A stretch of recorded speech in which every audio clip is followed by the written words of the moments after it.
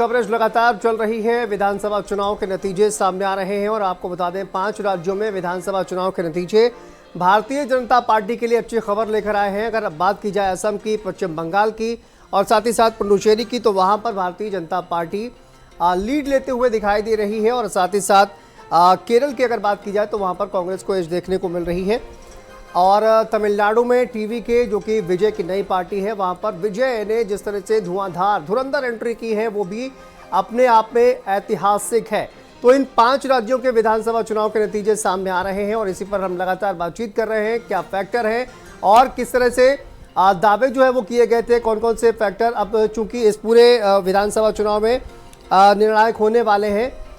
सीटों की जो संख्या है वो भी सामने आ गई है। भारतीय जनता पार्टी पश्चिम बंगाल में लगातार बढ़त बना रही है और टैली बहुत तेजी से बदल रही है। इसमें टीएमसी के जो आंकड़े हैं वो कम होते जा रहे हैं। भारतीय जनता पार्टी के सीटों की संख्या लगातार बढ़ रही है। असम की बात करें तो हिमंता बिस्वा शर्मा, आपने देखा किस तरह से वो पूरे कॉन्फिडेंस में नजर आ रहे थे और कॉन्फिडेंस के साथ ही वो जो उनका कॉन्फिडेंस है वो आज नतीजों में भी दिखाई दे रहा है। लगभग शतक लगाने के करीब है और अब देखना होगा कि परिणामों में कितना जो है वो तब्दील होता है। ये तस्वीरें हम आपको दिखा रहे हैं। तैयारियां चल रही हैं बीजेपी मुख्यालय में, जश्न की तैयारियां हैं और ये बैंड बाजा लेकर जो लोग हैं वो वहाँ पर पहुँचे हैं। जश्न शुरू भी हो गया है। तो ये 5 राज्यों के विधानसभा चुनाव है जिसमें भारतीय जनता पार्टी के लिए सबसे ज़्यादा जो ऐतिहासिक नतीजे हैं वो पश्चिम बंगाल से सामने आए हैं और यहाँ पर भारतीय जनता पार्टी एक बड़ी बढ़त जो है वो बनाती हुई वो दिखाई दे रही है। आप देखिए 192 सीटों पर फिलहाल आगे चल रही है भारतीय जनता पार्टी और एक बहुत बड़ी बढ़त है। इसी पर बातचीत करेंगे। हमारे साथ हमारे मेहमान लगातार जुड़े हुए हैं। संजय जी हमारे साथ बीजेपी से जुड़े हुए हैं और दुर्गेश उपाध्याय जी लगातार हमारे साथ बने हुए हैं। रिकसुंदर सासमल जी हमारे साथ जुड़े हुए हैं। तो देखिए अब संजय जी, मैं एक बार आपसे ओवरऑल अगर देखा जाए कि तमिलनाडु में देखिए आपके लिए अच्छी खबर जो है वो कहीं ना कहीं नहीं आ रही है, वहीं केरला में भी आपका खाता जो है वो नहीं खुल पा रहा है। ये जो स्ट्रेटजी है, कहाँ पर आपको लगता है कि चूक हो गई है केरला में और तमिलनाडु में भी? हालांकि जो आपका जो अलायंस है वो बहुत ज़्यादा अच्छा प्रदर्शन नहीं कर पा रहा है। संजय जी देखिए, जब चुनाव में गए थे तो भारतीय जनता पार्टी के पास इन 5 राज्यों में से 2 राज्यों में सरकारें थीं। 3 राज्य ऐसे थे जहां हमारे विपक्ष की सरकारें थीं जी। आज के चुनाव को अगर हम मान लें कि यही चुनाव का संदेश है, चुनाव इसी तरफ जा रहा है, रुझान यही बता रहे हैं, तो ये बता रहा है कि भारतीय जनता पार्टी की जहां जहां सरकारें थी, भारतीय जनता पार्टी की सरकारों ने जनता की अपेक्षाओं के अनुरूप काम किया। इसलिए जनता उन्हें फिर से जिताकर नेतृत्व सौंप रही है। और विपक्ष जहां जहां सरकार में था, वो चाहे बंगाल में हो, चाहे वो तमिलनाडु में हो और चाहे वो केरल में हो, इन तीनों ही राज्यों में विपक्ष ने जनता की अपेक्षाओं के अनुरूप काम नहीं किया। इसलिए जनता ने उन्हें नकार दिया और भारतीय जनता पार्टी जहां प्रतिपक्ष में थी, जहां विपक्ष की भूमिका निभा रही थी, वहां भारतीय जनता पार्टी को उसने अपना समर्थन दिया।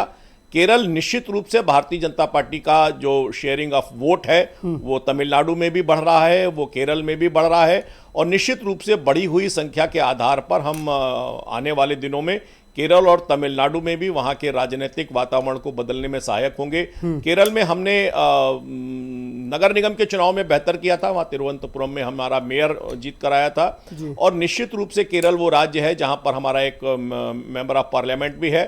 तो निश्चित रूप से केरल और तमिलनाडु का सबक सीखते हुए कि जो भी कमी रह गई है उन कमियों की विवेचना करेंगे और बेहतर करने के लिए प्रयास करेंगे।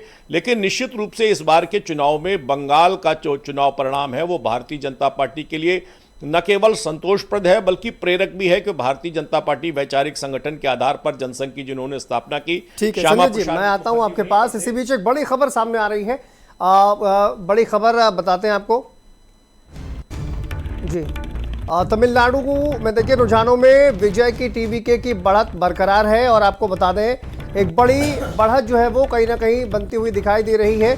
108 सीट पर टीवीके और एडीएमके 70 सीट पर आगे चल रही है। स्टालिन की पार्टी डीएमके 56 सीटों पर आगे है और ये देखिए टीवीके की जो बढ़त है वो लगातार बनी हुई है, बल्कि कहा जाए कि बढ़ती हुई नजर आ रही है और साथ ही साथ जो एक जो बढ़त है उसको बरकरार भी रखा है। तो टीवी के जो है वो धीरे धीरे सही लेकिन सॉलिड बढ़त जो है वो बनाकर चलते हुए यहाँ पर नजर आ रही है। बहुमत का जो आंकड़ा है उसको पार कर पाएगी या नहीं कर पाएगी, ये देखना अभी उसमें थोड़ा वक्त लगेगा। लेकिन टीवीके जो है वो यहाँ पर आंधी विजय की चलते हुए नजर आ रही है। रुझानों में ये कहना गलत नहीं होगा। और यहाँ तक कि जो जैसा कि हमने बताया आपको कि जो काम रजनीकांत जो सुपरस्टार है वो नहीं कर पाए और जो काम कमल हसन जैसे सुपरस्टार नहीं कर पाए वो विजय थलापति ने कर दिया। देखिए मास्टर स्ट्रोक क्या था। घर की महिला मुखिया को हर महीने 2500 रुपए देने का ऐलान किया। हर परिवार को साल में 6 एलपीजी सिलेंडर मुफ्त देने का वादा भी उनके द्वारा किया गया। किसानों की कर्ज माफी का वादा किया गया और ये शादी के लिए लड़कियों को 8 ग्राम सोना देने का वादा किया गया। नवजात बच्चों को सोने की अंगूठी का वादा किया गया और इसके अलावा स्कूल स्टूडेंट्स के लिए हर साल 15,000 की मदद का वादा भी विजय के द्वारा किया गया। घर की महिला मुखिया को हर महीने 2500 देने का वादा तो किया ही गया। तो ये वो तमाम वादे थे चुनाव से पहले जो विजय के द्वारा किए गए। नई पार्टी का गठन, इसके बाद सिंबल मिलना और उस सिंबल को पूरे राज्य में वोटर्स के बीच पहुंचाना, ये एक बहुत बड़ा टास्क है और इस टास्क में कहीं ना कहीं विजय जो है वो सफल हुए हैं। और यही वजह है कि विजय की जो एक जो लीड है वो हमें दिखाई दे रही है। मैं दुर्गेश जी आपसे एक बार आपकी राय जानना चाहूंगा कि विजय चूंकि नई पार्टी का उन्होंने गठन किया, जिसके बाद उनको सिंबल मिला और सिंबल को पूरे पब्लिक के बीच पहुंचाना तमिलनाडु की इतना बड़ा राज्य है, कितना बड़ा काम था, कितना मुश्किल काम था, कितनी बड़ी चुनौती थी और उस पर विजय की ये जीत जो है वो क्या कहती है? देखिए, निश्चित रूप से जिस तरह से थलापति विजय आज एक बहुत ही स्ट्रांग विनिंग पोजीशन में दिखाई दे रहे हैं, ये टोटली अनएक्सपेक्टेड ही कहा जाएगा। क्योंकि जो अब जैसा कि अभी थोड़ी देर पहले आप कह रहे थे कि जो काम सुपरस्टार रजनीकांत नहीं कर पाए, मुझे लगता है कि तमिलनाडु की राजनीति में आज का दिन बहुत ऐतिहासिक है। और जिस तरह से विजय ने वहां पर एंटी एस्टेब्लिशमेंट का जो नैरेटिव सेट करने में वो कामयाब हुए, खासकर वहाँ के जो महिलाएं हैं, युवा हैं, बेरोजगार हैं, उनकी जो आवश्यकताएं हैं, मुझे लगता है कि उसको जिस तरह से वो और उनकी पार्टी ने हाईलाइट किया, जैसे कि उन्होंने जो वादे भी चुनाव में किए, जिसका कि जिक्र अभी थोड़ी देर पहले आप कर रहे थे, वो कहीं ना कहीं काम कर गया। और इस जो वहाँ की स्टैब्लिश्ड पार्टियां हैं, डीएमके, एआईएडीएमके, मुझे लग रहा है कि कहीं ना कहीं वो ग्राउंड लूज कर चुकी हैं। लोगों का जो विश्वास है वो उनके ऊपर से उठ गया है, वो एक नए विकल्प की तलाश में है और थलापति विजय उसी एक नए विकल्प का चेहरा बन करके आए जो है उभरे हैं। और ये तमिलनाडु की राजनीति को अगर थोड़ा पीछे भी जाकर के देखा जाए तो तमिलनाडु की जनता एक्सपेरिमेंट हमेशा करती रही है। टीवीके उसको एक नए विकल्प के रूप में मिला है और टीवीके को जिस तरह का जनादेश आज हम लोग मिलता हुआ देख रहे हैं, ये उसी को कहीं ना कहीं सिग्निफाई करता है। और किसान हो, युवा हो, बेरोजगार हो, महिलाएं हो, ऐसे कोर वोटर जो कि किसी भी सरकार को बनाने या बिगाड़ने में अपनी प्रमुख भूमिका जिनकी होती है, वो कहीं ना कहीं वो विजय के साथ, उनकी पार्टी टीवीके के साथ जाता हुआ दिखाई दे रहा है। और जैसा कि रुझान में हम लोग देख रहे हैं, क्लीन स्वीप जो है तमिलनाडु की राजनीति में हम लोग देख रहे हैं। बिल्कुल, बहुत बड़ा एक जो विजय की ओर विजय जो है वो बढ़ते हुए नजर आ रहे हैं। लेकिन सुंदर साहब, मैं आपसे जानना चाहता हूँ, अभी खबर जो है वो सामने आ रही है कि कोलकाता में जो टीएमसी का ऑफिस है वहाँ पर सन्नाटा छाया हुआ है।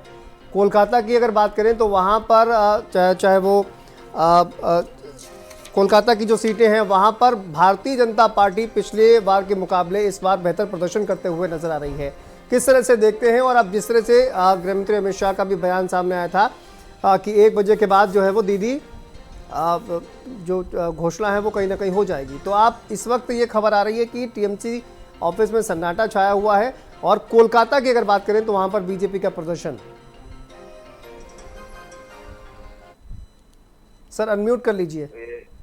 जी, अनएक्सपेक्टेड माहौल था और ये एक्सपेक्टेशन इनका पास उतना ज्यादा नहीं था, क्योंकि ममता बनर्जी भी उनका आखिर जो स्पीच था उसमें उन्होंने कहा था कि लोगों के लिए, वोटरों के लिए भी कहा था, अपने जितने भी दलीय कर्मी थे सबके लिए कहे थे कि भाजपा को आप ट्रिपल डिजिट में मत जाने दीजिए, अगर जाएगा तो प्रॉब्लम है। अब देखिए, ट्रिपल डिजिट ये 200 के आसपास चला गया है जी, बहुत पहले ही ट्रिपल डिजिट का अंक इसने टच कर लिया, अभी 200 के पास। तो ममता बनर्जी को क्या पहले से ही मालूम था? जी हाँ, बिल्कुल, ममता बनर्जी को इस तरह का एक माहौल होगा, ये पहले से ही पैदा होगा, ये उनको पहले से ही मालूम था। और साथ ही साथ उनको ये भी पता था कि वोटर क्या चाहता है, तो इसीलिए दिन ब दिन उनका जो मन का परिवर्तन वो हो रहा था। बहुत सारे बात वो कह रहे थे। तो एक तरह का जो सिस्टमेटिक फ्लो जो होता है एक प्रचार के लिए, वो चुनावी प्रचार में देखा गया कि उनका बात में थोड़ा बहुत गड़बड़ाहट हो रहा था और घबराहट भी उनके अंदर में थी। तो ये जो माहौल है, ये माहौल मैंने देखिए पहले भी कहा था कि 2021 में भी ये माहौल था, लेकिन क्या है उस समय जो वोटिंग था, वो वोटिंग का जो प्रोसेस, तो वो उसमें बहुत सारा सुधार लाया गया है और इस बार वो लोग खुलकर वोट किया है। और अच्छा, साथ ही साथ अलेक्स सुंदर साहब, अब मैं ये जानना चाह रहा हूँ, आईपैक का कितना इम्पैक्ट पड़ा है? आईपैक जिसको बीच में वहां से उन्होंने कह दिया कि हम अपने कर्मचारियों को छुट्टी पर भेज रहे हैं, तो इसका कितना इम्पैक्ट पड़ा जमीन पर? जी बिल्कुल, आईपैक का बहुत बड़ा एक योगदान होता था हर बार चुनाव में। अगर हम लोग इस तरह का बातें करें कि बहुत सारी चीज ऐसा भी, वैसे मैंने खुद जाके कई सारे ऐसे समस्या जो कि बोलने में कुछ बेझिझक हम बोल सकते हैं कि कवरेज करते थे, लेकिन उसमें हम लोग कहाँ पे कवरेज कर रहे हैं, क्या एंटी गवर्नमेंट कवरेज कर रहे हैं, क्या ममता बनर्जी के खिलाफ कवरेज कर रहे हैं, उसका भी रिपोर्ट जाता था। आईपैक उसका भी हम लोग का भी फोटोग्राफ भेजते थे। ये बेझिझक हम बोल सकते हैं। लेकिन क्या है कि आईपैक अपना काम कर रहे हैं, हम लोग अपना काम कर रहे हैं। हम कोई दल के पक्ष के लिए हम लोग कवरेज नहीं करते हैं, लेकिन हम लोग जो करते हैं कि आम लोग क्या कह रहे हैं, हम लोग का क्या कहना है, वो हम लोग कवरेज करते थे। तो उस हिसाब से हम लोग को ये देख रहा था कि लोगों का जो समस्या है वो रह जा रहा है, लोगों का समस्या वो कंप्लीट नहीं हो रहा है, वो समस्या ही बढ़ता जा रहा है दिन ब दिन। और उसके लिए ममता बनर्जी पहले जो सरकार बनाए थे उसमें एक ग्रीवेंस सेल भी बनाए थे, जो कि पुरुलिया से स्टार्ट हुआ था, डीएम के दफ्तर से। वो 2011-12 साल में वो सिस्टम चालू हुआ था। लेकिन देश राज्य भर में इस तरह का जो माहौल कि लोगों का जो प्रॉब्लम है उसको किस तरह से जल्द से जल्द सॉर्ट आउट किया जाए, उसका माहौल तैयार करने की जगह में पॉलिटिकल जितना है उनका प्रचार कैसे किया जाए वो थोड़ा आगे बढ़ने लगा था। ये भी एक कारण हो सकता है कि लोगों के अंदर में अपना जो उनका जो जितना भी प्रॉब्लम था वो बढ़ गया है और लोगों का एक रोष जो है, आक्रोश जो है, वो इसमें वोट ईवीएम बॉक्स में वो लोगों ने डाल दिया। बिल्कुल। अब चूंकि देखिए संजय जी, अब भारतीय जनता पार्टी बहुत बड़ी बढ़त जो है वो बना रही है, लगभग 12:15 जो है वो टाइम हो गया है। अब ऐसे में कितना चेंज होगा इन नंबर्स में, ये तो आने वाला वक्त बताएगा, लेकिन एक क्लियर मेजोरिटी जो है वो भारतीय जनता पार्टी को मिलते हुए दिखाई दे रही है। गृहमंत्री अमित शाह जी ने एक बहुत जब वो चुनावी घोषणा पत्र, संकल्प पत्र कहा जाता है आपके यहाँ, तो संकल्प पत्र की जब घोषणा करे तो उन्होंने कहा था कि हम 45 दिनों के अंदर, if I am not wrong, 45 दिनों के अंदर एनआरसी लागू करेंगे यहाँ पर।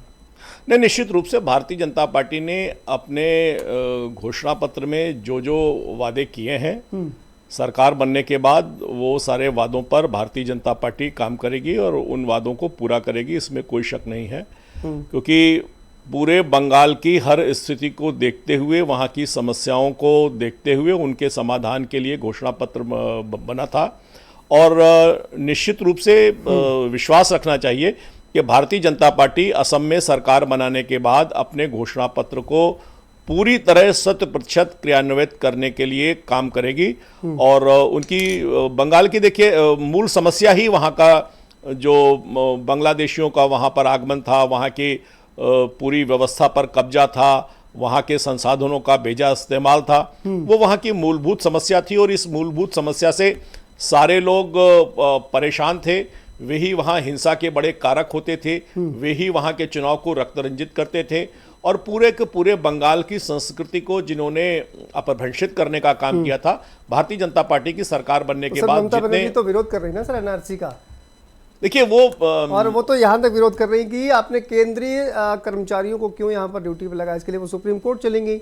हालांकि वहाँ उन्होंने राहत उन्हें नहीं मिली, लेकिन उसके बावजूद भी कहीं ना कहीं वो सेटिस्फाइड तो नहीं है ना इन सब चीज़ों से। देखिए ममता बनर्जी का चरित्र इस प्रकार का रहा है कि वे जब सत्ता से बाहर होती थी तो मांग करती थी कि बंगाल के चुनाव को बचाने के लिए अधिक से अधिक पैरामिलिट्री फोर्स लगना चाहिए, बंगाल को बचाने के लिए एनआरसी होना चाहिए, बंगाल को बचाने के लिए सीमा पर बाढ़ लगनी चाहिए। लेकिन सत्ता में आने के बाद, दर्श बिताने के बाद जिस प्रकार से उन्होंने तुष्टीकरण की राजनीति करते हुए सीमाओं को तोड़ दिया, उसी का प्रतिफल है कि माँ माटी और मानुस की बात करने वाली ममता बनर्जी के खिलाफ वहाँ की माँ, माटी और मानुस सब उनके खिलाफ चला गया। वे जिस महिला वोटर की बात करती थी वो संदेश खाली से होता हुआ और आरजेकर कांड तक सामने आया है।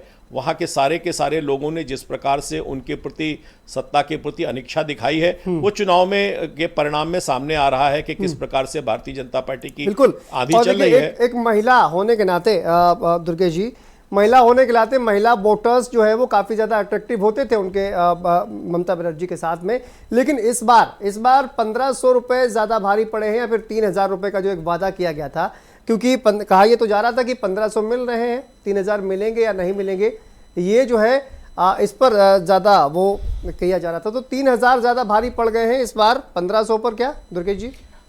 देखिए, ये भी एक नैरेटिव हो सकता है, लेकिन हमको थोड़ा आज के जो नतीजे हैं उसको थोड़ा टोटलिटी में देखने की ज़रूरत है।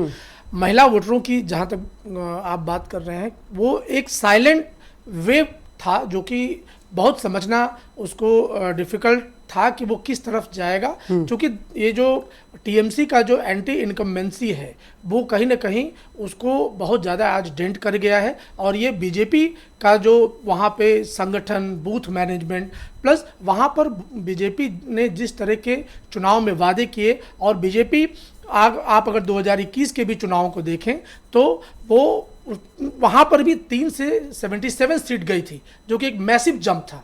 तो कहीं ना कहीं वो एक सेकेंड लार्जेस्ट पार्टी तो थी, तो लोगों को एक विकल्प मिला भारतीय जनता पार्टी के रूप में। और आज जो चुनाव का नतीजा है उसने ये इस्टेब्लिश कर दिया कि बंगाल की जनता, जिसमें महिलाओं की भी एक बहुत मेजर हिस्सेदारी है, वो पूरी तरह से भारतीय जनता पार्टी के साथ गई है, और वहां पर एक बदलाव की जो है एक नई बयार बहती हुई दिखाई दे रही है। वो तो ये जो बाल्ता वाली सीट है, यहाँ पर जब हमने देखा कि वहां पर कुछ ना कुछ गड़बड़ी हो रही है, तो वहां पर महिलाएं जिस तरह से आगे आई हैं, वो कहीं ना कहीं दर्शाता है, जो बात आप कह रहे हैं वो कहीं ना कहीं दर्शाता है कि महिलाएं कितना वोकल इस बार नजर आई हैं वोट को लेकर। उनको महिलाओं को ये लगातार लग रहा था कि भाई एक महिला चीफ मिनिस्टर होने के बावजूद उनके साथ जो जिस तरह का अत्याचार या जो संदेश खा लिया, तमाम इस तरह की दुर्घटनाएं हुई, जिस पर कि सरकार कहीं न कहीं डिफेंसिव रही, बहुत ऑफेंसिव होकर के एक्शन जो है टीएमसी गवर्नमेंट ने नहीं लिया।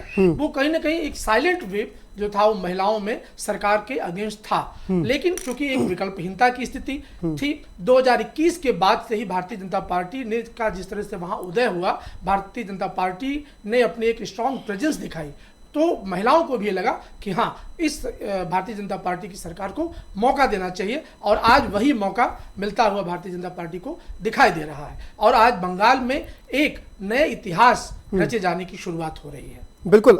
मैं एनआरसी की बात करूंगा रिकसुंदर साहब।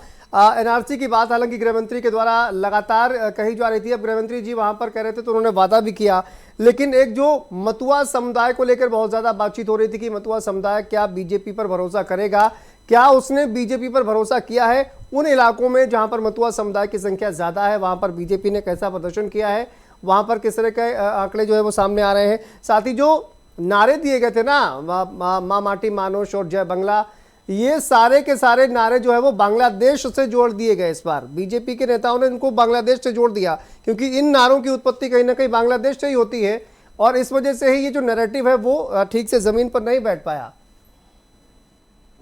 जी देखिए, तो हम लोग अगर पिछले चुनाव के बारे में बात करें तो जय बांग्ला का स्लोगन दिया गया था तृणमूल कांग्रेस की तरफ से, और बीजेपी की तरफ से भी ये कहा जा रहा है कि जय बांग्ला बांग्लादेश का ही स्लोगन है, तो उसको इस्तेमाल किया जा रहा है। तो माहौल भी वैसा किया जा रहा था, ये बीजेपी की तरफ से एक एलिगेशन लाया जा रहा था जी। तो अभी जो मतुआ के बारे में अगर हम लोग बात करें कि मतुआ संप्रदाय के लिए देखिए प्रधानमंत्री जी आए हैं, हमारे बहुत सारे वहाँ पे रैली भी हो चुका है, तो मतुआ संप्रदाय अपना तरफ से पहले भी समर्थन जताए थे भाजपा की तरफ, लेकिन धीरे धीरे पोल पोलराइजेशन जिस तरह से पोल अपना तरफ खींचने का जो प्रयास होता है, ममता बनर्जी बहुत अच्छा तरीके से, उनको मालूम है कि बंगाल में किस तरह से वोट उनको लेना है, किस तरह से वोट अपना पास रखना है, तो इस तरह से उन्होंने मतुआ संप्रदाय को अपना ग्रिप में लेने की बहुत अच्छा कोशिश कर रहे थे। लेकिन आखिर में जाके जो है कि खेला हवे का जो स्लोगन था वो पलट गया इस बार। अब इस बार देखा जाए तो देखा जा सकता है कि मतुआ के पास जिस तरह से प्रधानमंत्री जी अपना जितना भी आशाएं उन लोगों को दिए हैं, साथ ही साथ अपना जितने सारे कर्मी यहाँ पे भाजपा की तरफ से जितने सारे कर्मी यहाँ पे आए थे, वो लोग भी अपना सपोर्ट किस तरह से मतुआ संप्रदाय के लोगों को वोट करने के लिए किया जा सकता है, वो हर तरह किस्म का प्रयास किए हैं। तो इस तरह से मथुरा का भी एक जो वोट है वो बहुत अच्छी, जितना हम लोग सोचते हैं कि भाजपा की तरफ आ रहा है, और उसके साथ साथ ये रिजल्ट में भी दिख रहा है धीरे धीरे करके एक सीट जो है भाजपा के तरफ ही आगे बढ़ रहा है। अभी का जो ट्रेंड है उसमें भी हम लोग देख पा रहे हैं कि मथुरागढ़ और आसपास के जितने भी विधानसभा क्षेत्र है वहां भी थोड़ा बहुत भाजपा को अच्छा फलाफल मिल रहा है। बिल्कुल, क्योंकि देखिए डबल इंजन की सरकार, और संजय जी जैसा कि कहा ही जाता है कि डबल इंजन की सरकार जो है वो लाइए और प्रदेश का विकास जो है वो करेंगे, ऐसा पार्टी आपकी वादा करती है।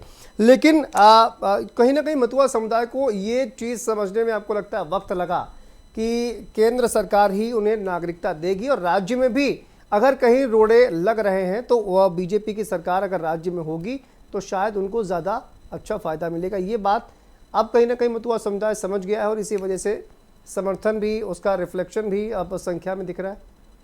नहीं, निश्चित रूप से इस चुनाव में बंगाल के हर वर्ग को, हर समुदाय को भारतीय जनता पार्टी ने अपने साथ जोड़ा है।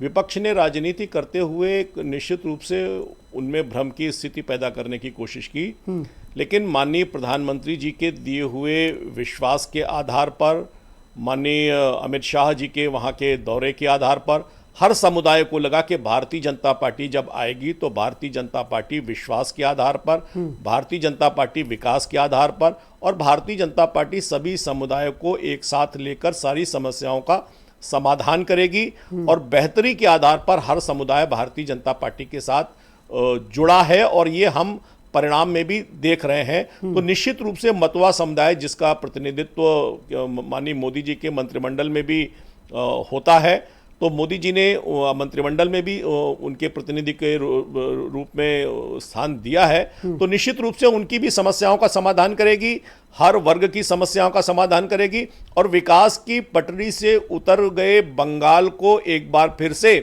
विकास के रास्ते पर लाकर उसको और कैसे वहाँ पर विकास हो, कैसे उद्योग आए, कैसे वहाँ इन्वेस्टमेंट हो, इसके लिए भारतीय जनता पार्टी पूरी तरह से लगने वाली है। और निश्चित रूप से जब डबल इंजन होगा, केंद्र की भी सरकार और राज्य की भी सरकार जब मिलकर राज्य के विकास के लिए काम करेगी, तो निश्चित रूप से जो जनता ने अपेक्षाएं की हैं, भारतीय जनता पार्टी उन अपेक्षाओं पर निश्चित रूप से खरी उतरेगी। और ये चुनाव के परिणाम भी बता रहे हैं, उन राज्यों में जहां डबल इंजन की सरकारें थीं, भारतीय जनता पार्टी ने जनता के विश्वास पर खरी उतरकर दिखाया है। तो निश्चित रूप से बंगाल में भी ये विकास की बयार बहने वाली है। और अभी तक बंगाल जिस प्रकार से भय से, रक्त रंजित चुनाव से, सिंडिकेट से, कटमनी से, भ्रष्टाचार से, महिलाओं के शोषण से जूझता हुआ राज्य दिखाई दे रहा था, इसमें निश्चित रूप से बदलाव इतनी तेजी के साथ होगा कि बंगाल का गौरव फिर से स्थापित होगा। तो क्या संजय जी, ये बग्गा जी क्या झालमुरी बांट रहे थे क्या? नहीं, निश्चित रूप से झालमुरी तो एक टर्निंग पॉइंट है, और जो बंगाल की चीज है, आज देखिए उसकी ब्रांडिंग पूरे देश के स्तर पर हो रही है। झालमुरी तो एक परिवर्तन का एक प्रतीक बन गया है, और मुझको लगता है कि जिस प्रकार से सामान्य व्यक्ति उसको बेचता है, सामान्य व्यक्ति उसको खाता है, और देश के सर्वोच्च पद पर बैठा हुआ व्यक्ति उसके पास जाता है और उससे लेकर खाकर स्वयं से जोड़ता है, मुझको लगता है कि ये बंगाल के जो बदलाव की कहानी है, इसमें झालमुड़ी भी एक टर्निंग पॉइंट है। निश्चित रूप से सभी के साथ जुड़ना, सभी को अपने साथ जोड़ना और विकास के लिए ले जाना, सभी में विश्वास व्यक्त करना। पश्चिम बंगाल से झालमुरी चलकर उत्तर प्रदेश में आएगी, और संजय जी सेलिब्रेशन करेंगे आज। नहीं, निश्चित झालमुरी के साथ जो उनको देख लेगा तो पूरा देख लिया। बंगाल के महिला मोर्चा और मोदी जी सब हमारे साथ है। अब हमारा नया सरकार बनेगा, पद्म फूटेगा, यही है। हमारा नाम सोमा मंडल है, महिला मोर्चा का राज्य ऑफिस सेक्रेटरी। हम चाहते थे सारा वेस्ट बंगाल एक कमल खिलेगा, भारतवर्ष एक कमल खिलेगा, और गेरुआ रंग सारा वेस्ट बंगाल में हो जाएगा। हम लोग में सारा वेस्ट बंगाल का पार्टी का ये कमल खिलेगा एकदम। हम लोग दिखी तो कभी ये कमला ऑरेंज रंग लगाएगा। भाईपो का क्या होगा? भाईपो तो भाग जाएगा, काली भाग जाएगा भाईपो। नाम बता दीजिए। मेरा नाम है कविता नस्कोर, एसी मोर्चा, भारतीय जनता पार्टी का। इतना उत्साह इसलिए है कि बंगाल की जनता ने भाजपा को चुना, विकास को चुना, नरेंद्र मोदी जी को चुना और तृणमूल की अपशासन को, कुशासन को नकारा। महिला कितना बड़ा इशू था यहाँ पे? बहुत बड़ा इशू था। महिला मुख्यमंत्री के राज में यहाँ की महिलाएं, बेटी बहन कोई सुरक्षित नहीं था। अब सब कुछ सुरक्षित रहेगा।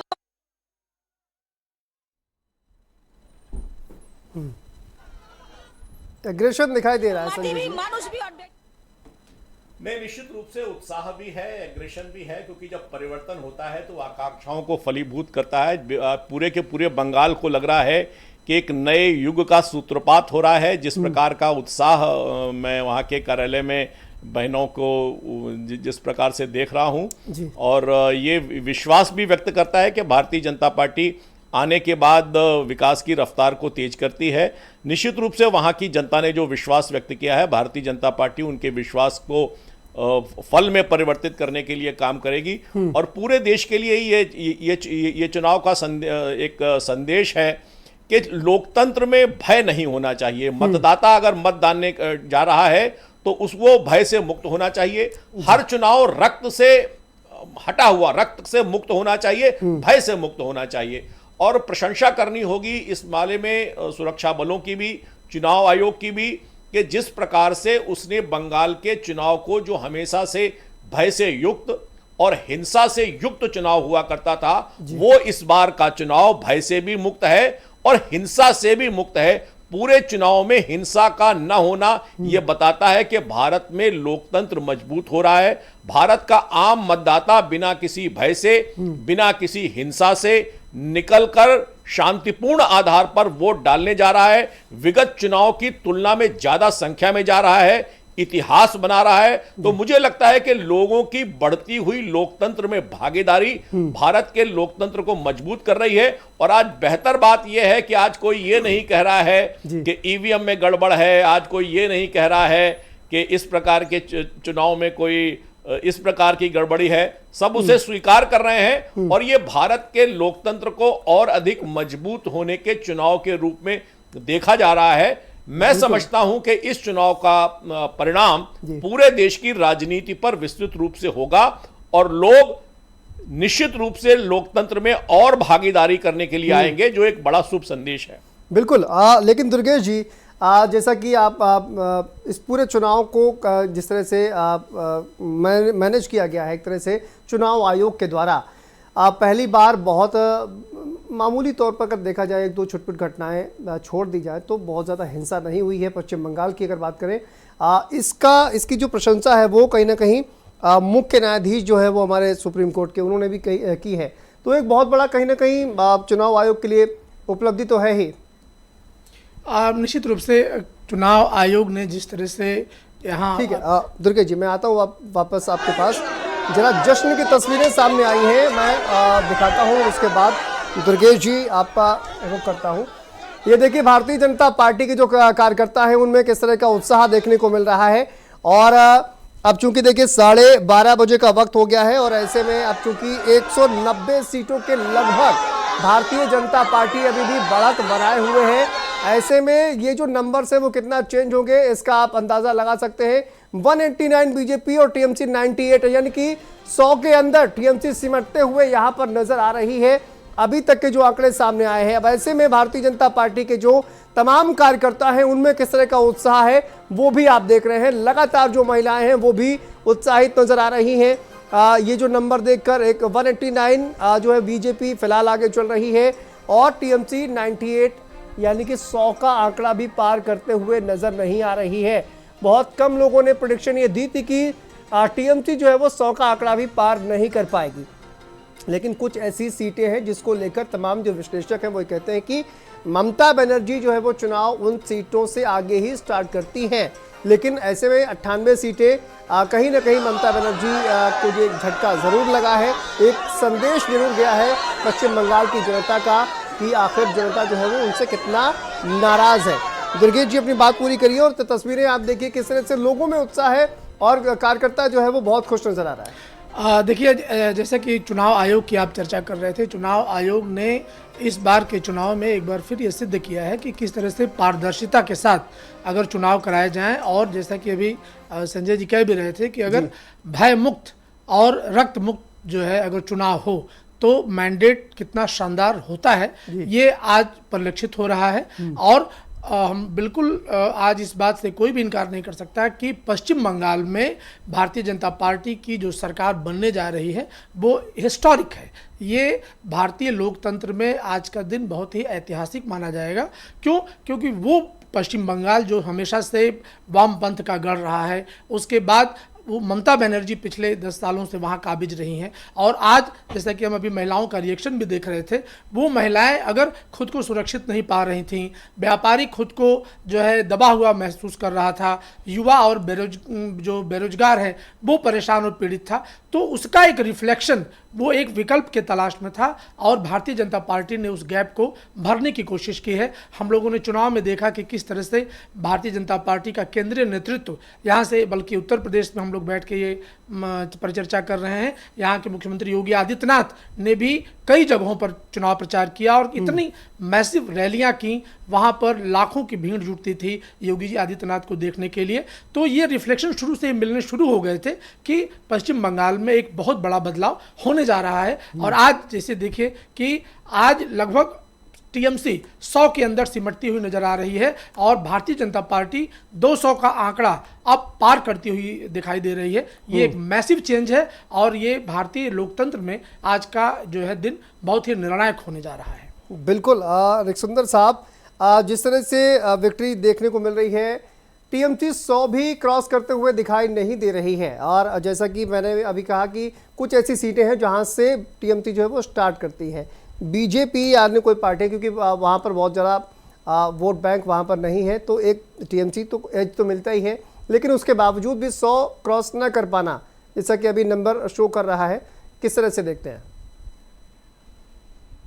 जी हाँ, देखिए, अगर हम लोग इस बात में चर्चा करें तो देखिए टीएमसी का एक जो संगठन का एक अंग जो होता है, पहले अगर हम लोग बात करें शुभेंदु अधिकारी की एंट्री, शुभेंदु अधिकारी भी टीएमसी के अंदर में उनको ऐसा सोच विचार लगा था कि टीएमसी के अंदर में रहते हुए कई सारे सवाल उनके मन में आ रहा था, तो धीरे धीरे वो कनेक्ट होने लगे।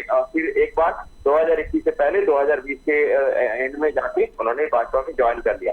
अब साथ ही साथ देखा जाए तो कई सारे टीएमसी समर्थक जो कि शुभेंदु अधिकारी के पक्ष में या टीएमसी के अंदर में हो रहा है जितना भी घटनाक्रम है, जिसका विरोध वो लोग करते थे, लेकिन बोल नहीं पाते थे, क्योंकि यहाँ पे देखिए बोलने वाला भी एक है और बताने वाला भी एक है। ममता बनर्जी के इशारे पे ही सबको चलना पड़ता है, तो इस तरह का एक दल का नियंत्रण होता है। तो उसमें जाके उन लोगों का भी कुछ ऐसा माहौल था कि वो लोग अपना जो की बात है वो जता नहीं सकते हैं, बता नहीं सकते हैं, तो इस तरह से उन लोगों का भी जो एक सपोर्ट है वो शुभेंदु अधिकारी के साथ आ गया। तो उस हिसाब से देखा जाए तो टीएमसी का भी एक अच्छा समर्थन भाजपा के पास आ गया था उसी समय। अब हो गया 2026 या 2026 से पहले वाला जितने भी चुनाव है, इसमें ये जितने भी लोग टीएमसी के समर्थक हैं या टीएमसी के वर्कर्स हैं, वो लोग तो मन में विचार कर रहे थे कि बीजेपी को वोट डाले या नहीं। वो 2026 में आके वो लोग भी थोड़ा बहुत उन लोग को भी ये मिला कि टीएमसी का सपोर्ट हम लोग दे या ना दे, उसके विचार करने के लिए हम लोग को बहुत अच्छा सुरक्षा दिया जा रहा है। तो इस तरह से कई सारे टीएमसी समर्थकों का भी कुछ सपोर्ट बीजेपी में आ गया है, जिसके कारण से इस तरह का इतना बदलाव। और पश्चिम बंगाल का ये एक स्ट्रेटेजी रहा है, जब भी कोई दल परिवर्तन होता है, यहाँ पे सत्ता परिवर्तन होता है, तो उसमें देखा जाता है बहुत बड़ा अंक का फर्क हो जाता है।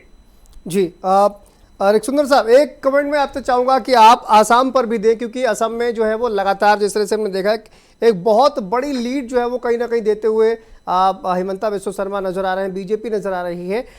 इसका क्या फैक्टर आप देखते हैं? इतनी लोकप्रियता हिमंता बिस्वा शर्मा की वहाँ पर है, प्रधानमंत्री नरेंद्र मोदी की है, या बीजेपी की जो तमाम योजनाएं हैं, क्या इतना बड़ा फैक्टर मानते हैं आप असम की ये जो बड़ी लीड जो बीजेपी को मिल रही है? देखिए, असम का काफी सारे जितने भी डेवलपमेंट प्रोजेक्ट, जितने सारे डेवलपमेंट प्रोग्रेस जो हिमंता बिस्वा शर्मा ने अपने तरफ से ऐलान किए थे, उसका भी कई सारे प्रोग्रेस वो लोग कर चुके हैं। साथ ही साथ सरकार, असम सरकार ने महिलाओं का सुरक्षा के साथ साथ महिलाओं को स्वावलंबी करने के लिए, उनको अपने तरफ से आगे बढ़ाने के लिए जितने सारे प्रयास, भाजपा के जितने भी राज्य में जिस तरह से किया जाता है वो भी इसमें देखा गया है। काफी सारे महिलाओं को बहुत सारे सुविधाएं मिली है और महिला आगे बढ़ के आ गए हैं। और साथ ही साथ बॉर्डर सिक्योरिटी से लेकर एक्सटर्नल जितना भी सिक्योरिटी सिस्टम और लोगों का जो कि एम्प्लॉयमेंट जनरेशन जिस तरह से करने का प्रयास दिखा जा रहा है सरकार की तरफ से, और साथ ही साथ इंडस्ट्री डेवलपमेंट और बिजनेस डेवलपमेंट का बात भी है इसमें। इस तरह के जितने सारे वादे करके पहला सरकार वहां पे बनाया गया था, साथ ही साथ दूसरी बार भी सरकार बनाने की जितने सारे वादे किया गया है, लोग उसको नजर रखते हुए समर्थन, बहुत अच्छा समर्थन दिया है। जिस तरह से फिर से दोबारा आसाम में सरकार गठने जा रहा है बीजेपी। एक वो मियाँ भाई का बहुत जिक्र करते थे, वो कहते थे कि जो बाहर के मुस्लिम हैं वो उनको लेकर एक उनका एग्रेशन जो है वो देखने को मिलता है, लेकिन जो यहाँ के मूल निवासी हैं, आसाम के लोग हैं, उनको लेकर एक अलग सॉफ्टनेस जो है वो कहीं ना कहीं देखने को मिलती है। तो ये किस तरह की पॉलिटिक्स वहां पर देखने को मिलती है? देखिए, आसाम में जिस तरह का एक माहौल है, देखिए नॉर्थ ईस्ट में आसाम बहुत ही अहम भूमिका रखता है। खास करके हम लोग अगर बांग्ला का बारे में बात करें तो आसाम में बांग्ला भाषा का जो आंदोलन सबसे पहले हुआ था, तो वहाँ का जो एक संस्कृति का परिवेश है वो बहुत ही अच्छा है और वहाँ पे लोग खुलकर जो कुछ भी है वो अपने हिसाब से सही ढंग से वो लोग चयन करते हैं। तो इस तरह से एक माहौल लोगों में आ गया कि लोग अपना चयन करने का जो मौका है बहुत अच्छी तरीके से मिला था। और इस बार सरकार रहते हुए, बीजेपी की सरकार रहते हुए कोई भी वायलेंस इस तरह का नहीं हुआ है, लेकिन फिर भी लोगों का मन में ये आता है कि ये सरकार अगर रह जाए तो उन लोगों को और भी सपोर्ट ज्यादा मिलेगा, सरकार की तरफ से सुविधाएं मिलेगी। तो इसलिए फिर से दोबारा बीजेपी को चुनने के लिए बहुत ही आसान तरीके उन्होंने अपनाया है। बिल्कुल, असम में संजय जी जो है एक बहुत बड़ी विक्ट्री जो है वो देखने को मिल रही है।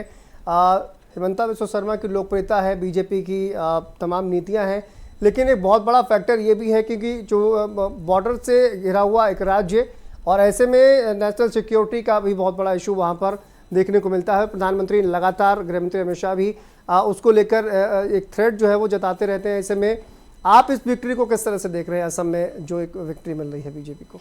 देखिए, असम घुसपैठ की समस्या से सबसे पहले ग्रसित होने वाला राज्य रहा है जी। 90 के दशक में ही इस घुसपैठ की समस्या इतनी बड़ी हो गई थी कि असम के अंदर इसके लिए जनता सड़कों पर उतर आई थी और आपको याद होगा कि उसका नेतृत्व स्टूडेंट्स ने किया था। असम गण परिषद बनी ही इसलिए थी कि घुसपैठ की समस्या का समाधान हो, ये घुसपैठिए वहाँ से हटें, निकाले जाएं, और इसके लिए वहाँ का जिस प्रकार से कांग्रेस को हटाकर असम गण परिषद वहाँ पर काबिज हुई, तो ये समस्या बहुत पुरानी थी। उस समस्या के समाधान के लिए असम गण परिषद जल्दी समाप्त हो गई। उसके बाद कांग्रेस आई, कांग्रेस ने उसको पुष्ट किया। लेकिन भारतीय संजय जी मैं आता हूँ, एक मिनट। तस्वीरें कुछ सामने आ रही हैं, वो एक बार दिखाते हैं। ये देखिए जश्न की तस्वीरें हैं और ये नई तस्वीरें सामने आई हैं। पूरे आप देश में देखिए अलग अलग जगहों पर जश्न मनने का जो सिलसिला है वो शुरू हो गया है। बीजेपी के जो कार्यकर्ता हैं बहुत ज़्यादा उत्साहित हैं, हाथों में झंडे लेकर आप देखिए किस तरह से उत्साहित नजर आ रहे हैं। ग्राफिक्स के जरिए आपको दिखा रहे हैं। अभी बीजेपी 189 सीटों पर आगे चल रही है, टीएमसी 98 सीटों पर, शतक भी अभी तक क्रॉस नहीं कर पा रही है। तो ये एक बहुत बड़ी विक्ट्री की ओर बढ़ती हुई भारतीय जनता पार्टी, और साथ ही साथ जो बीजेपी के जो कार्यकर्ता हैं वो पश्चिम बंगाल ही नहीं बल्कि उत्तर प्रदेश, बिहार होते हुए दिल्ली तक आप देखिए हर जगह जश्न का माहौल है। बीजेपी कार्यालय में तैयारियां शुरू हो गई हैं, किस तरह से जश्न मनाया जाएगा। बैंड बाजा जो है वो लेकर लोग वहां बजाते हुए नजर आ रहे हैं। झालमुरी की झलक जो है वो भी हमने देखी है, और ये पश्चिम बंगाल से नई दिल्ली तक ये जो झालमुरी की झलक है वो आपको देखने को मिलेगी, ये तय है। जो तमाम कार्यकर्ता हैं उनमें जश्न का माहौल है और झंडा लेकर जो है वो जश्न मनाते हुए कार्यकर्ता नजर आ रहे हैं। जी संजय जी। देखिए, मैं वही बात कर रहा था कि असम की, तो उस समस्या के समाधान के लिए निश्चित रूप से असम एक ऐसा राज्य है जहां आज ऐसे घुसपैठिए पकड़े जा रहे हैं तो उन्हें डिटेंशन सेंटर में रखा जा रहा है। तो समस्या जो है उस समस्या के समाधान के लिए पूरे प्रयास करना, और असम की हेमंत बिस्वा शर्मा की सरकार ने उस दिशा में काम किए हैं। तो घुसपैठ की समस्या से समाधान हो, या वो घुसपैठी जिस प्रकार से भारत के नागरिक बनकर वहाँ के लोगों के संसाधन पर अधिकार कर रहे हैं उसको रोकने की कोशिश हो, उनके अलीगल कामों को समाप्त करने की हो, उन्हें जड़ से समाप्त करके उस समस्या के समाधान के लिए बात हो। हेमंत बिस्वा शर्मा जी ने निश्चित रूप से बेहतरीन काम किया है, और इसीलिए उस नियंत्रण के लिए वहाँ की जनता ने उन्हें एक बार फिर से से समर्थन देके दिखलाया है। केंद्र की सरकार, राज्य की सरकार, इसने मिलकर बहुत अच्छा काम किया है। तो न केवल घुसपैठ के मुद्दे पर, वहाँ के विकास के मुद्दे पर, वहाँ के लोगों को सुरक्षा के लिए, वहाँ के सामाजिक समस्याओं के समाधान के लिए निश्चित रूप से असम की सरकार ने जो अच्छा काम किया है, आज जनता ने अपना विश्वास उस पर व्यक्त करके उसे और मजबूत किया है। तो निश्चित रूप से चाहे वो पुडुचेरी की बात हो, वहाँ भी जो विकास से वो अलग हट गया था, उस राज्य में भी भारतीय जनता पार्टी की सरकार बनी तो अमन चैन भी कायम हुआ, विकास भी हुआ। কাউন্টিং করার পরে প্রায় 100টা জায়গায় কাউন্টিং বন্ধ করে রেখে দিয়েছে এবং কল্যাণীতে ধরা পড়েছে 7টা মেশিন যেখানে কোনো মিল নেই। এটা টোটাল ফোর্সফুলি সেন্ট্রাল ফোর্সকে দিয়ে চারিদিকে তৃণমূল কংগ্রেসের উপর অত্যাচার করছে, অফিস ভাঙছে, জোর করে দখল করছে। এসআইআর নামে আপনারা দেখেছেন ভোট লুট করেছে যাতে যে সিটগুলো জিততে পারে, কিন্তু এখনো এমন 70টা সিট আছে, 100টা সিট আছে যেগুলো আমরা এগিয়ে আছি সেগুলো বলছে না, টোটালটাই মিথ্যে নিউজ খাওয়াচ্ছে। আগে ডিআইসিও এই খবরগুলো দিত কিন্তু তাকে কালকে চেঞ্জ করে দেওয়া হয়েছে। টোটালটাই ইলেকশন কমিশন নিজের ইচ্ছে মতো খেলছে এবং সাথে কেন্দ্রীয় বাহিনীকে নিয়ে, এবং আমাদের পুলিশরা টোটাল মাথা নত করে কেন্দ্রীয় বাহিনীর আন্ডারে কাজ করছে। সুতরাং আমি সব আমাদের কাউন্টিং এজেন্টদের, আমাদের সমস্ত পার্টির কর্মীদের বলবো অত মন খারাপ করার কারণ নেই। আমি বলেছিলাম সূর্যাস্ত পরে আপনারা জিতবেন।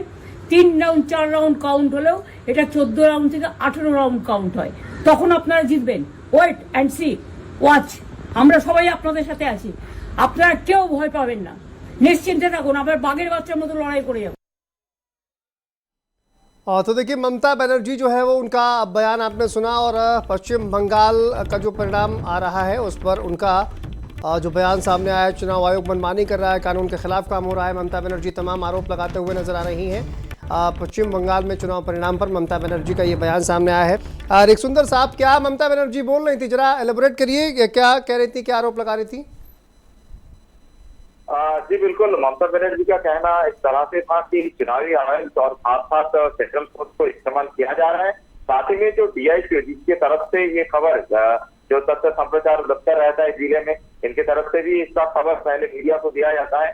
तो उस सिस्टम में कुछ लोगों को अब चेंज किया जा रहा है और अभी तक तो चेंज किया जा रहा है। और साथ में पुलिस भी सेंट्रल फोर्स के और इलेक्शन कमीशन के लिए काम कर रहा है। इस तरह का एक बयान वो कह रहे हैं। जबकि देखिए, ये अगर हम लोग राजनीतिक स्तर पर अगर सोचे इस बात को तो ठीक है, लेकिन अगर हम लोग एडमिनिस्ट्रेटिव सिस्टम में देखेंगे तो उसमें देखिए अभी चुनावी आयोग के हाथ में पूरा सिस्टम है और इस तरह से कोई भी सिस्टम में दखल अंदाजी कोई भी नहीं कर सकता है, चाहे वो कोई भी हो, अपना पीएम सीएम से लेकर कोई भी पॉलिटिकल लीडर, क्योंकि इसमें एक इंडिपेंडेंट सिस्टम चलता है। जो चुनावी आयोग जिस तरह से सिस्टम को सजाता है उसमें लोगों को, जो वोटर्स है, उनका सुरक्षा, उनका जो मतदान किया है, उनका मशीनों का सुरक्षा। और वो 2 राउंड की बात कर रही थी, 2 राउंड की बात हो रही थी, ये 2 राउंड की काउंटिंग हुई है, 18 राउंड की बात कर रही थी, वो क्या कर रही थी? जी बिल्कुल, जैसे देखिए हम लोग कई बार ऐसा ट्रेंड देखते हैं कि 1-2 राउंड के बाद कई जगह में देखा जाता है, जैसे 2021 के चुनाव के रिजल्ट में भी आप लोग देखे थे कि 2 राउंड 3 राउंड में भाजपा तो बहुत आगे बढ़ रहा था, लेकिन एक जितना टाइम चला जा रहा था उसमें देखा जा रहा था कि धीरे धीरे करके भाजपा का जो ट्रेंड था वो बहुत पीछे चला जा रहा था और टीएमसी बहुत आगे चला जा रहा था। ममता बनर्जी का कहना है कि उसी तरह से सिस्टम ऐसा होता है, 18 राउंड तक बहुत सारे चेंजेस हो सकता है कि ये जो उम्मीद है टीएमसी का, उम्मीद जो हार जाने की उम्मीद, वो लोगों के मन में हार जाने का एक शौक आ रहा है, वो लोग ना करे, बल्कि वो लोग अटूट रहे और लगे रहे, क्योंकि आखिर तक गिनती जब तक खत्म नहीं होता है तब तक रिजल्ट के लिए वो लोग इसको ना पवे जो दिखाया जा रहा है। यही बात ममता बनर्जी का कहना है। लेकिन अगर हम लोग बात करेंगे तो चुनावी आयोग जिस तरह से इलेक्शन कमीशन अपना सिस्टम सजाए हैं, जिस तरह से रिजल्ट दे रहे हैं और एकदम पीसफुल काउंटिंग किस तरह से बन पाए उसका सही इंतजाम कर रहे हैं। मीडिया पर्सन को भी बहुत दूर तक वो लोग एंट्रेंस दे रहे हैं, काउंटिंग सेंटर की बहुत आसपास तक नहीं भिड़ने दे रहे हैं। तो एक सिस्टम बहुत अच्छी तरीके से बनाया गया है ताकि कोई अफवाहें हो या फिर कोई झमेला, जिस तरह का प्रॉब्लम होता रहता है, भीड़ भाड़ हो, वो नहीं हो सके और पीसफुली काउंटिंग बहुत जल्दी। बिल्कुल, और उस तरह तैयारियां जो दुर्गेश जी हम वहाँ पर देख पा रहे थे कि वहाँ पर काउंटिंग के लिए अनाउंसमेंट के इंतजाम वहाँ पर किए गए हैं, कितने राउंड की काउंटिंग हो चुकी है, पल पल की अपडेट वहाँ पर देने का इंतजाम जो है वो चुनाव आयोग के द्वारा किया जा रहा है। उसके बावजूद इस तरह के आरोप ममता बनर्जी के द्वारा लगाना, हताशा, निराशा, किस तरह से देखते हैं आप? देखिए, जिस तरह से वो उनका बयान हम लोग सुन रहे थे, वो कहीं ना कहीं एक हताशा और निराशा को प्रदर्शित कर रहा था। और उनको ये अब बात समझ में मेरे ख्याल से आ रही है ममता बनर्जी को कि she is losing the ground. और जैसे कि अब लगातार जो टैली है वो भारतीय जनता पार्टी के पक्ष में बड़ी तेजी से जाती हुई दिखाई दे रही है, और टीएमसी जो है वो लगातार पिछड़ रही है, बल्कि 100 सीटों के अंदर सिमट रही है। तो ऐसे में उनका ये इस तरह का स्टेटमेंट आना वो कोई बहुत आश्चर्य की बात नहीं है। उनको इस बात का इल्म है कि काफी उनकी सरकार जा रही है। आज और ज्यादा एग्रेशन देखने को मिलेगा, और ये रिएक्शन जो है इस पर लेके संजय जी से, लेकिन कुछ प्रतिक्रियाएं सामने आई हैं वो भी सुनाते हैं एक बार। हम लोग बंगाल से ममता बनर्जी को पूरा बाहर कर दिया। अभी हमारा नया सरकार बनेगा, हमारा महिला मोर्चा जो है पूरा लड़के ममता बनर्जी का पूरा वोट इधर, महिला लोगों का पूरा वोट इधर लेकर आए। हम लोग बहुत दिन से मेहनत किए, अब ममता बनर्जी पूरा बाहर गए। तो हम चाहते थे सारा वेस्ट बंगाल एक कमल खिलेगा, भारत वर्ष एक कमल खिलेगा और गेरुआ रंग सारा वेस्ट बंगाल में हो जाएगा। हम लोग नहीं, सारा वेस्ट बंगाल का पार्टी का ये कमल खिलेगा एकदम। हम लोग दिखी तो कभी ये कमला ऑरेंज रंग लगाएगा। इतना उत्साह इसलिए है कि बंगाल की जनता ने भाजपा को चुना, विकास को चुना, नरेंद्र मोदी जी को चुना और तृणमूल की अपशासन को, कुशासन को नकारा। राज दर राज भारत की जनता का संदेश है, हमें गुड गवर्नेंस चाहिए। ऐसी पार्टियां, ऐसी सरकारें जो अपराधियों को बढ़ावा देती हैं, माफिया को बढ़ावा देती हैं, विकास इंडस्ट्री को भगा देती हैं, जैसा कि उत्तर प्रदेश में सपा ने किया, जनता ने उसका जवाब दिया। वही आज जवाब हम देख रहे हैं तमिलनाडु में भी और पश्चिम बंगाल में भी। टीएमसी के नेतृत्व में हर जिला नहीं, हर गांव में एक माफिया खड़ा किया गया। जनता ने उसको नकारा है और गुड गवर्नेंस पे अपनी मोहर लगाई है।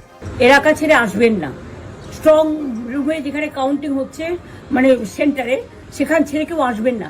এটা বিজেপির প্ল্যান। প্রথম 2-3 রাউন্ডে আমি কালকে থেকেই বলছি যে ওদেরগুলো আগে দেখাবে, আমাদেরগুলো পরে দেখাবে। এবং অনেক জায়গায় 2-3 রাউন্ড কাউন্টিং করার পরে প্রায় 100টা জায়গায় কাউন্টিং বন্ধ করে রেখে দিয়েছে। এবং কল্যাণীতে ধরা পড়েছে 7টা মেশিন, যেখানে কোনো মিল নেই। এটা টোটাল ফোর্সফুলি সেন্ট্রাল ফোর্সকে দিয়ে চারিদিকে তৃণমূল কংগ্রেসের উপর অত্যাচার করছে, অফিস ভাঙছে, জোর করে দখল করছে। এসআইআর নামে আপনারা দেখেছেন ভোট লুট করেছে যাতে যে সিটগুলো জিততে পারে। কিন্তু এখনো এমন 70টা সিট আছে, 100টা সিট আছে যেগুলো আমরা এগিয়ে আছি, সেগুলো বলছে না। টোটালটাই মিথ্যে নিউজ খাওয়াচ্ছে। আগে ডিআইসিও এই খবরগুলো দিত, কিন্তু তাকে কালকে চেঞ্জ করে দেওয়া হয়েছে। টোটালটাই ইলেকশন কমিশন নিজের ইচ্ছে মতো খেলছে, এবং সাথে কেন্দ্রীয় বাহিনীকে নিয়ে। এবং আমাদের পুলিশরা টোটাল মাথা নত করে কেন্দ্রীয় বাহিনীর আন্ডারে কাজ করছে। সুতরাং আমি সব আমাদের কাউন্টিং এজেন্টদের, আমাদের সমস্ত পার্টির কর্মীদের বলবো, অত মন খারাপ করার কারণ নেই। আমি বলেছিলাম সূর্যাস্ত পরে আপনারা জিতবেন। 3 রাউন্ড 4 রাউন্ড কাউন্ট হলেও এটা 14 রাউন্ড থেকে 18 রাউন্ড কাউন্ট হয়, তখন আপনারা জিতবেন। Wait and see, watch. আমরা সবাই আপনাদের সাথে আছি, আপনারা কেউ ভয় পাবেন না, নিশ্চিন্তে থাকুন। আবার বাঘের বাচ্চার মতো লড়াই করে যাবো। एग्रेसिव नजर आ रही हैं, और जहां तक समझ आया संजय जी, वो आरोप ये लगा रही हैं कि, और ये देखिए तस्वीरें सामने आ रही हैं, वहां पर जो अराजक तत्व हैं उनको वहां पर जो फोर्सेस हैं वो खदेड़ते हुए यहाँ पर फिलहाल नजर आ रहे हैं। हंगामा करने की जो कोशिश कर रहे हैं उनका जो है समुचित इलाज वहाँ पर किया जा रहा है। देखिए काउंटिंग हो रही है लगातार, और ये ताज़ा तस्वीरें हम आपको दिखा रहे हैं। हंगामा करने वालों के लिए जो वहाँ पर जवान तैनात हैं वो लगातार नज़र बनाए हुए हैं। तो देखिए आखिरी राउंड तक ममता बनर्जी हार मानने के लिए तैयार नहीं है, और वो आरोप लगातार लगा रही हैं कि आखिरी राउंड तक ही हम जीतेंगे। और ये चुनाव आयोग पर कहीं ना कहीं आरोप लगाते हुए ममता बनर्जी, चर्चा लगातार जारी है। यहाँ पर रुकते हैं छोटे से ब्रेक के लिए।